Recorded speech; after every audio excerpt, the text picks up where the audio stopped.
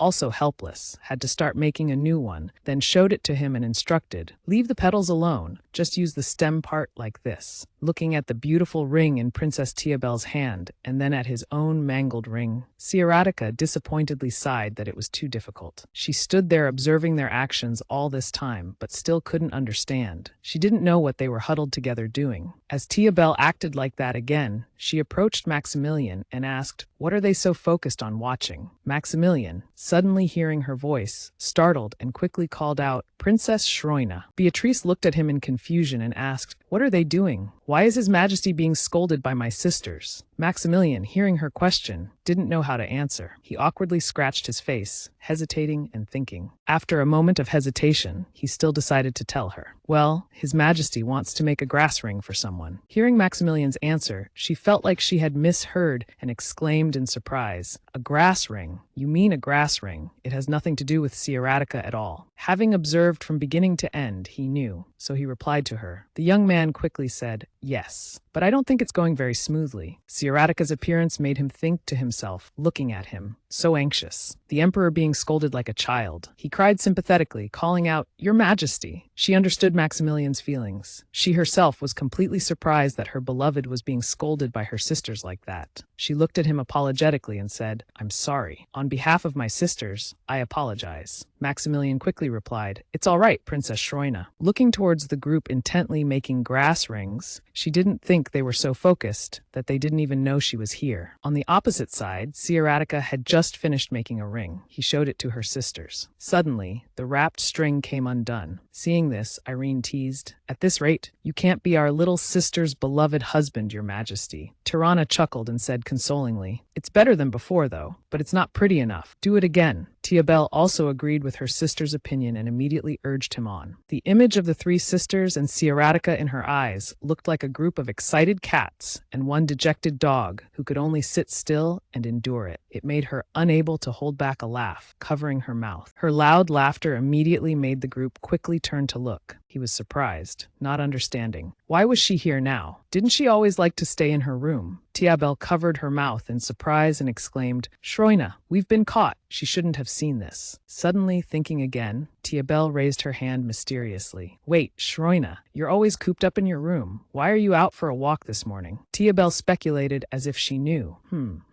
You must be looking for His Majesty, because he didn't come to see you, right?" Hitting the nail on the head, she immediately jumped, startled. Her whole face turned red, but she still stubbornly stammered a denial. "No, that's not it. The weather is so nice, so I just simply came out for a walk. I've walked enough now, so I'll be going." He had been intently watching her all this time. Seeing her reaction like that, he remained silent as if thinking. Because she was too embarrassed and afraid of staying and being seen through, she thought to herself, "I must run away now," and immediately left with the words, "Please continue with what you were doing." Then she turned around, hiding her flushed face, wanting to run away. Seeing her about to run, he quickly called out, "Princess." Tirana stood watching Sieratica being left behind by Beatrice and chuckled. She guessed to herself, she must have come to see him. After rushing back to her room and slamming the door shut, only then did her mood calm down. Thinking about the grass ring, she quickly laughed. She didn't know he had such an adorable side. Suddenly, there was a knock on the door from outside. It interrupted her thoughts, startling her. She didn't know who was outside. Perhaps it was Lily. Thinking this, she turned to open the door. As soon as she saw it was him who had come, she was endlessly surprised. He held out his hand, on which was a pretty grass ring. He rarely showed his shy face, but now he couldn't hide his shyness. It was clearly visible on his face. He hesitantly looked at her and said, "I wanted to surprise you. You've probably guessed already." Suddenly, he took her her small hand and said, "I need your hand for this." Then he gently took the ring. Slowly and respectfully, he slid it onto her ring finger. She silently watched his actions all this time, waiting until the ring was on her hand. Unconsciously, she blurted out, "It's so pretty." Seeing her expression, he happily said, "I realized I had proposed to you without a ring. I also didn't want to make you feel burdened if it were a real ring." Pausing for a few seconds, intently looking at her face, he continued, "So I'm using this for now." She didn't think he would say that. Surprised, she immediately called out, "Sieratica." In the room, his determined voice rang out, "I won't give up." Pausing for a moment, he continued, "But I won't rush you either." Suddenly, Sieratica looked at Beatrice seriously and said, "I'm ready to wait until you agree." Receiving this statement from him, she felt as if something struck her heart, making the lake's surface ripple, causing her to shiver. For a moment, she shyly turned her head away to hide her gradually warming face. She thought to herself, how can he speak so directly like that? He then crossed his arms and happily recounted, "Making the grass ring was really fun, although I had to hear quite a lot of scolding." Beatrice, hearing this, felt a bit uneasy and hesitantly replied, "It seems so." He put his hand on his chin, as if recalling something. The fierce, fiery appearance of Tiabel when instructing him on making the grass ring. He honestly told her they were very scary, especially Tiabel. When she heard him mention Tiabel's name, she was shocked, her heart full of confusion. Something seemed not right. He didn't notice her expression and pondered thoughtfully, "The head chef and your sisters. It seems all solemn people are scary when teaching." At this moment, she realized. Flustered, she quickly raised her hand and said, "No, wait a minute." As if to make sure she hadn't misheard, she doubtfully asked, "What did you just say?" Thinking of her sister, she said, "Tiabel." He chuckled lightly and replied, "Yes, that's right. She told me to call her that." Receiving confirmation that it was indeed Sister Tiabel, she felt as if she'd been struck on the head, her face blank, not knowing what to say. She silently lamented, "Even the Emperor's mother must be addressed as Your Majesty. That's for the Emperor and royal family members. We always have to use titles to show respect, like Your Highness. It's very different." She anxiously wanted to ask how Tiabel was. Noticing her concern, he gently said, "It's all right, Beatrice. It's give and take." As if remembering something, he turned his head, looking into the distance, recalling his memories. He said faintly, "I've never called anyone by their first name, not even in Yerfinin. It's rare to have moments like this, so I feel like I need to do something. I want to enjoy this a little." Seeing his demeanor as he said these words, she silently looked at him, not speaking, afraid to interrupt his train of thought. She looked at him with gentle eyes. In her heart, she silently said, "Sieratica, I've gradually become happier with your visits. The surprises you do for me make me laugh unconsciously. And the truth is, I feel happy every time you come to see me." As if certain of her feelings, she gently touched the grass ring on her hand. Silently deciding that she couldn't run away anymore, she looked at him and softly called, "Sieratica." Despite her cheeks reddening with shyness, she looked straight into his eyes and spoke her request. "I want to go for a walk with you." Though surprised by her sudden words, he didn't show much reaction, just quietly looked at her and gently replied, "Of course, Beatrice." Now, in the beautiful, splendid garden outside, both of them were walking together and talking very happily. Suddenly, Beatrice slowed down and then stopped. He was surprised, not understanding why she stopped. Unexpectedly, he heard her voice from in front calling his name. "Sieratica, I."